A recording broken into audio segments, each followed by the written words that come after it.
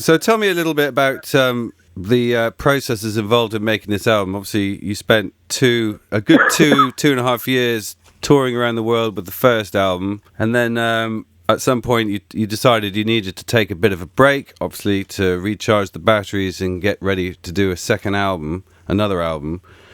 What were the processes involved? Did you just had you written anything before that moment, or had you? We had a few songs done. We had "Where Are You Now," and not the title track. What else do we have? "Hook, Line and Sinker." They were composed before the touring that we were doing. I think we were on the road with the Foo Fighters when we kind of had those tunes in the bag. And then as soon as we got back to Brighton, we just went to Brighton Electric, the rehearsal studio where we always go to, and we went back into the same room we go to and just began fishing for ideas and seeing if we could get excited again.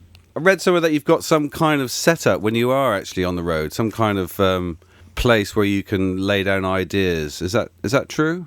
Yeah, I built a bit of a studio at the back of the bus over the Foo Fighters stretch, just so that if I inspired, didn't have to get frustrated. There was somewhere to record. Sure. In terms of the content of the album, how do you feel it's different from the first one? I feel like it's a more refined and sophisticated record.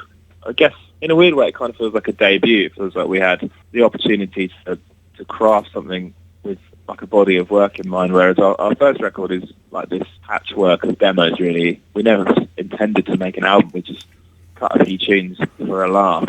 Yeah. And then it ended up, it stopped being funny, put it that way. Yeah. And it's still just you two, isn't it? There's no other additional musicians. You're doing the backing vocals. There's no additional musicians that you can see because they're sort of scattered in foreign countries, and they contribute to the show through Wi-Fi. Okay. But apart from that, it's all me and Ben. All right. So Brighton is obviously a big part of your life. I remember you played at I think you were on an unsigned bill in a small venue in Brighton called The Latest back in early 2013. I don't know if you remember that at all. I do remember that. Was that one of your very first gigs in Brighton? Yeah, I think it was actually. Yeah. After that, we played at the Black Lion at the open mic night. At the open mic night? Yeah. And I remember we got told to stop. Because it was too loud, was it? Yeah. It was a full drum set. We were those guys who turn up. Right. With all your gear to an open mic night. Yeah. So I think that was like, the first or second, I can't remember. But then, that show at The Latest. Yeah. And things obviously went ballistic very quickly, didn't they? Yeah. Can you tell me a little bit about the beginnings? I know the story is that you went to Australia for a few months, and Ben then picked you up from the airport. Yeah, and played you some tunes, and you went into a rehearsal studio and did a gig that week, I think, in Worthing. Yeah, at Tangerine in Worthing. At the Tangerine. That's true. That's kind of how it kicked off again. Yeah, we didn't really have any ambitions. The whole thing was pretty semi-serious.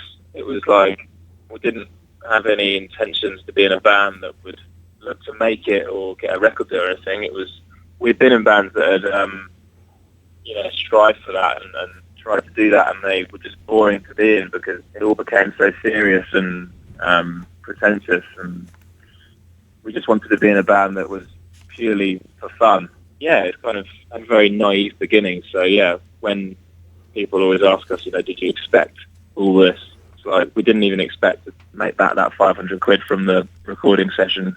Sure.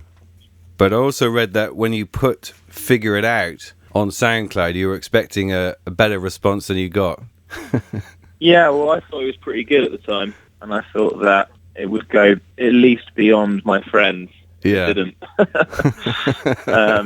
They were too blasé, weren't they? As friends can be sometimes. Sort of went over people's heads, or maybe it didn't even get to their heads. Sure. So yeah, it's funny thinking about that. Have you still got roots in the area? Have you still got a base in the Brighton Worthing area? Yeah, I live in Brighton. Yeah. Yeah. About one day a year. Yeah. But you got itchy feet. You didn't really want to be around for long. You wanted to get back on the road as quickly as possible. Yeah. So what about the rest of the year? I know you're going to the States and playing with Queens of the Stone Age. Is that right? That is correct, yeah. And obviously they're a band that figure quite prominently in your kind of influences. I should imagine. Have you played with them before? No. Right. No, it's a huge honour to do that. I mean, the amount of respect I have for that band is words do not exist yet. Yeah. And yeah, that was like the dream scenario for us, to go on a tour with a band like that. Yeah. So yeah, it's going to be an absolute masterclass for us.